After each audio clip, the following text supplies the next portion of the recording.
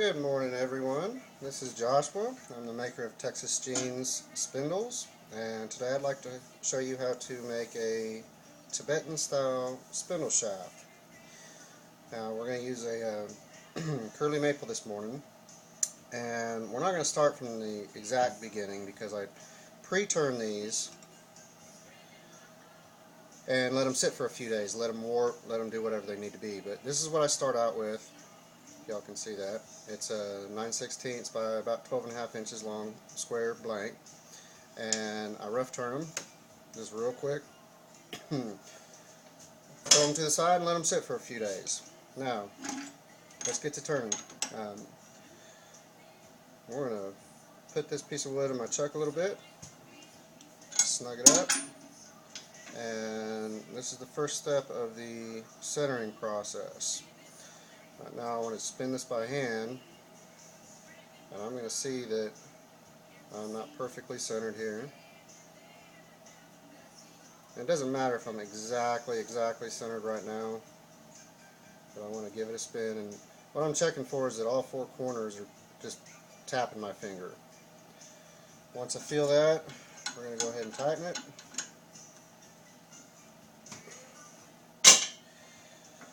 Move my tailstock out of the way. A little light here. I'm going to put my tool rest right there. Take a nice sharp pencil. Dang it. Not quite tight. Wasn't ready for that. We're going to give it a little spin. And we're going to mark the center now. That didn't work very well.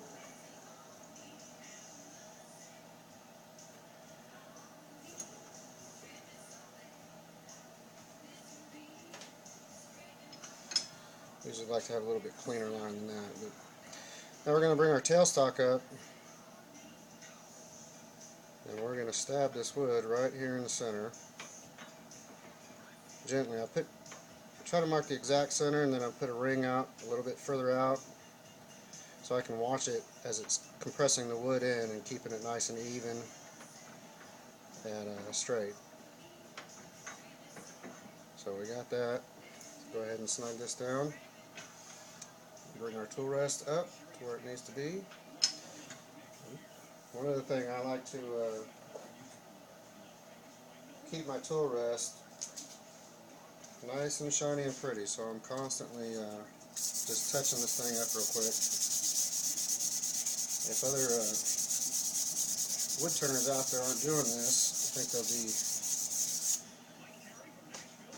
a lot happier with their products if they just keep their tool rest a little bit clean, keep the nicks out of it, at least most of them. So we got that. Now we're going to flip the lathe on and start turning. You can see it's bouncing around a little bit. That's okay right now. I'm going to take this down.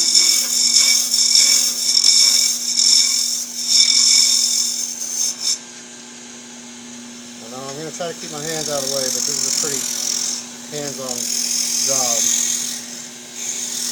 The wood likes to start bouncing around a little bit. It's pretty thin, and there's really not much support.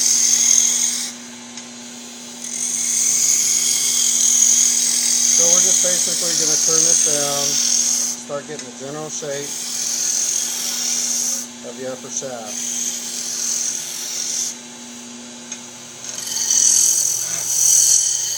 That up a little bit. I don't usually go for any specific size. I kind of just eyeball them.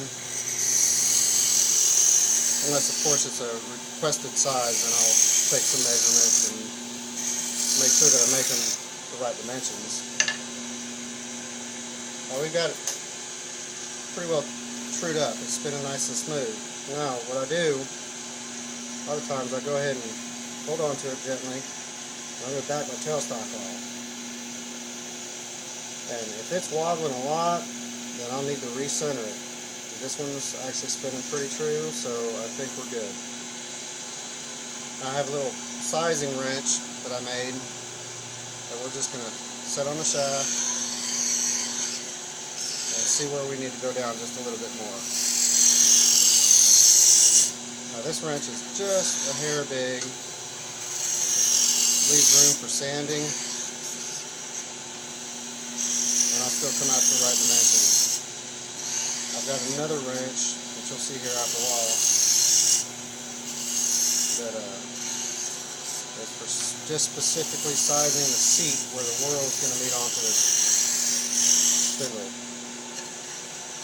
So once we get it sized, which we feel pretty good there,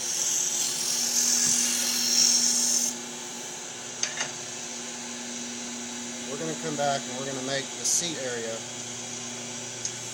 where the whirl's going to sit. It comes out right here. I'm using what's called a parting tool now. We're going to part in a little bit. Now on the seat, this is one of my new procedures. I used to turn this all the way down to its final dimension, and I don't do that anymore. I leave this just a little bit thick. This is taking a little bit longer. Now we're going to come in and kind of undercut that. Put in a little glue relief, and this also ensures that the only part that's going to touch the whirl is this very outer edge. Alright, now just going to come in and finish this up right here. And I want this thing thick to about 3/4 of an inch out. That's where I start my details. So we're just going to eyeball that. Make sure we're there. Okay, so the seat right here, I've left thick. Everything from the detail, or where the detail is going to be, up is where it needs to be. I do measure this out. We're going to put a mark at, it's a longer shaft, so we're going to do just over 3/4 of an inch. And then we're going to come in with my little homemade scoochy gouge, and we're going to start the details. We're just going to roll half a bead there, come in with a little V-notch, and we'll do our little cove, start another V-notch, roll the other side half a bead, bring that up. I don't know how well y'all can see it. I was having problems getting my little camera into a place where you can see everything clearly. Alright, on the actual spinning tip, I want this a little bit thinner before we start putting the shapes in. But I'm going to go ahead and leave the shapes here a little bit big also.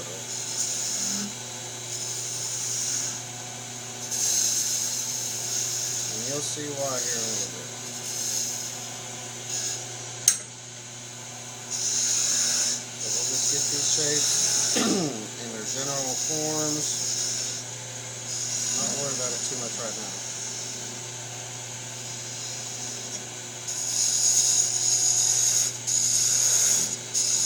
Now we're shaping most of the spinning point right now. We want to leave some of it on there because it's got to be held on. Okay, once we get that, we're going to go back and basically just start taking this all the way down to a nice thin flicking point.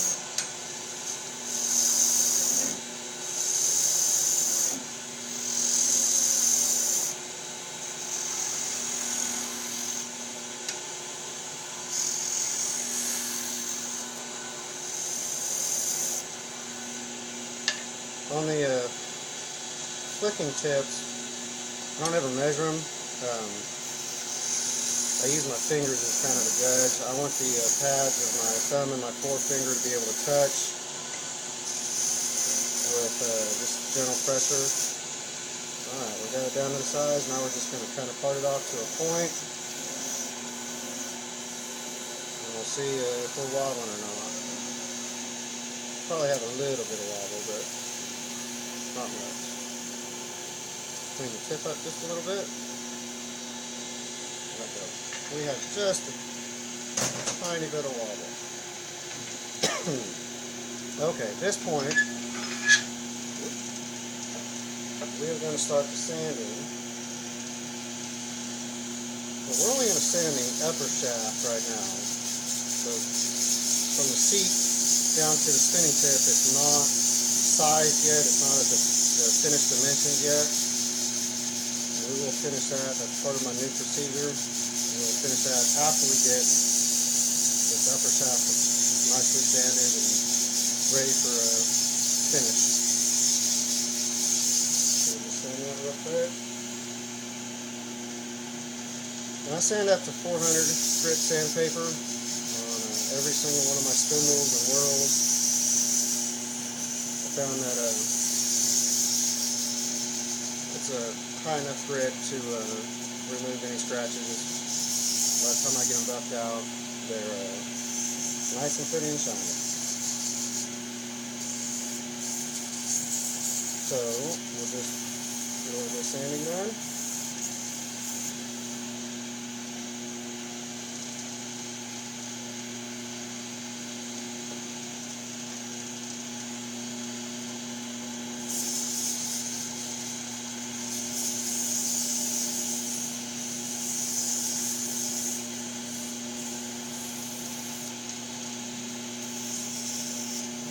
About done with this part here.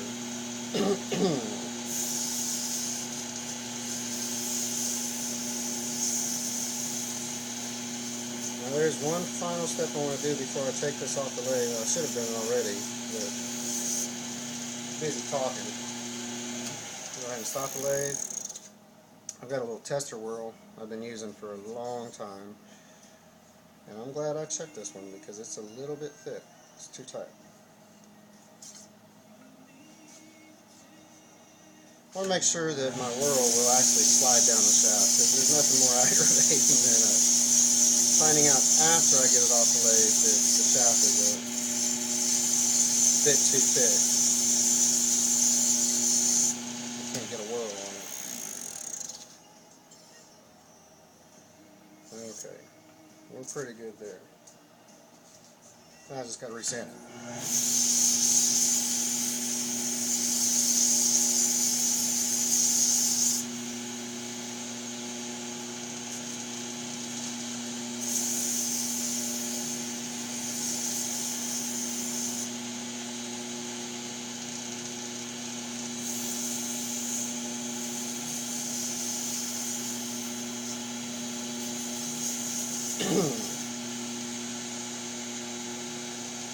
Okay, once we get that,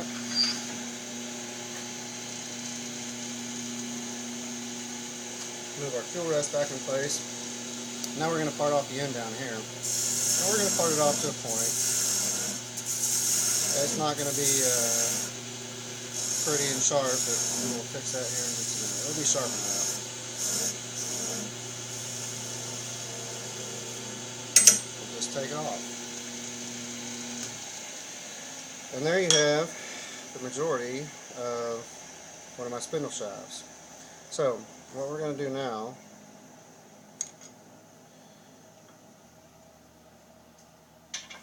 we're going to take the scrap out of my chuck. I found this rubber tube at my local hardware store, and it's going to keep my chuck jaws from marring the upper shaft when I reclamp it in there. This little rubber bushing, I'm a retired auto mechanic, I've got rubber bushings everywhere. But what we're going to do, the point of this little rubber bushing is it's going to go inside my lathe. This whole shaft is going to go down inside there.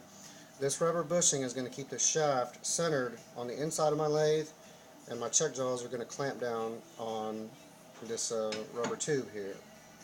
And it seems to be working pretty well. So we'll just stick it in there, give it a little push,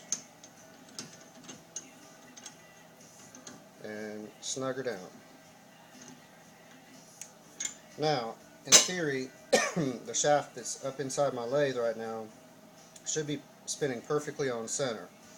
This part typically does not. There'll be a little wobble here, and we need to get that out to make sure that the shaft is going to spin right and we have a good spindle. So I don't know if y'all can see that, but it is bouncing around a little bit. So we'll fix that.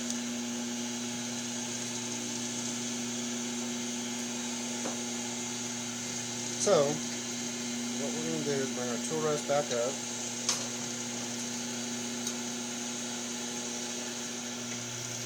And hold on to it. We're going to true this part up. This is why we left this big, is so we can true this up.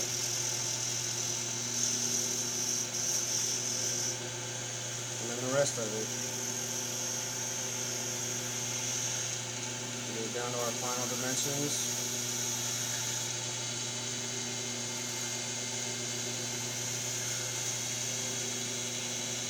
And I do have to hold on to this because it's just being held in by a little bit of rubber, and it will tend to vibrate a little bit.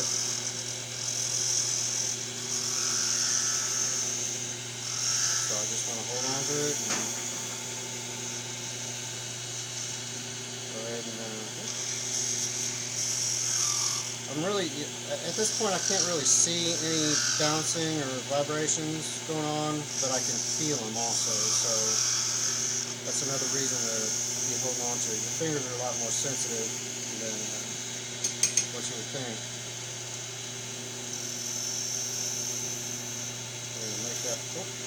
Make that a little bit smaller.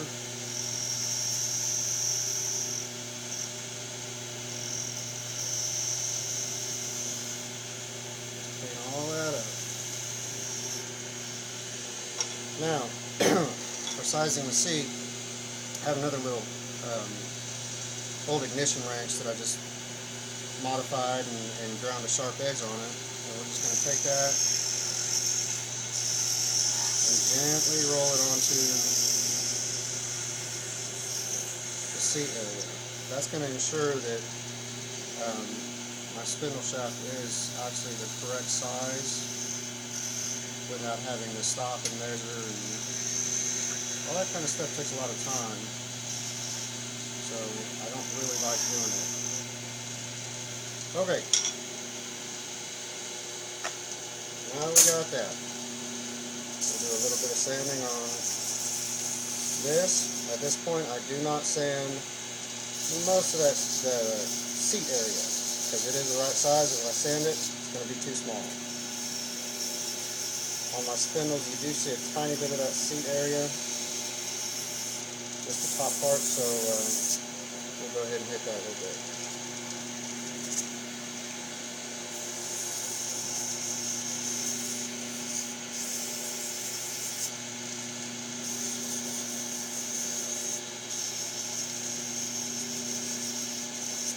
And we are just about done here.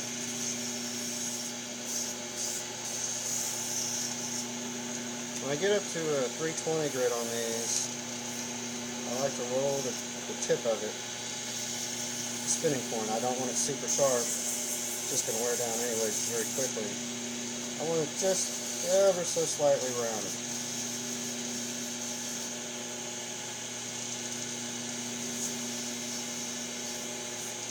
And just finish that up. Now, I've started this pretty recently also.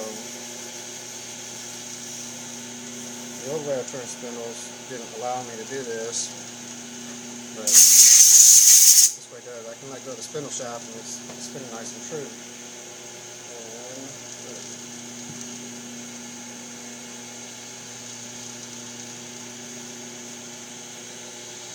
what I'm going to do is I'm going to try to stabilize this tip a little bit, or harden it a little bit. With just a drop of super glue. Kind of a special woodworker's CA glue. So we're just going to apply that on there.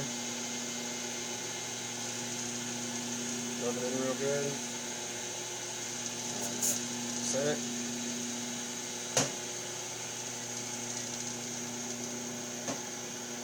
And we are finished.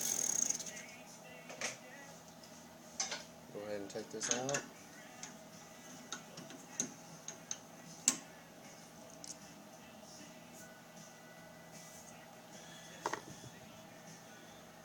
And there is a finished Tibetan shaft. So if we put a whirl on it,